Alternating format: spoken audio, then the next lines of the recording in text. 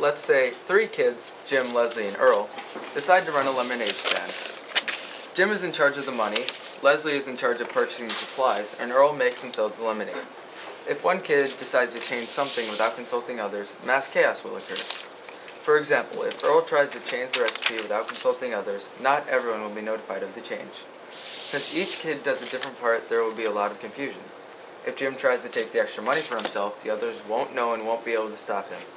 The 3 kids agree there has been some confusion and it needs to be fixed. They decide that in order to resolve the problem, they will have weekly meetings to propose new ideas for their business.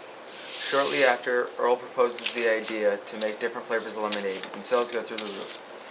This is very similar to checks and balances. There are 3 different sections of the government: the legislative, judicial, and executive branch.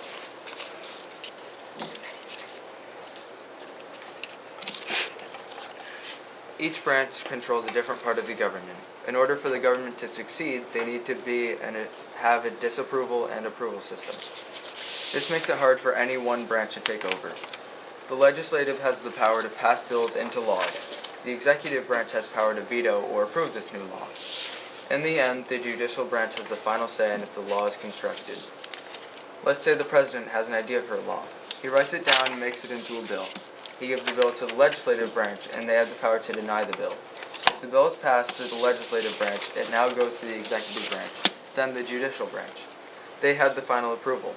If they decide the law is unconstitutional, they can throw it out and end the process, even through all it's been through.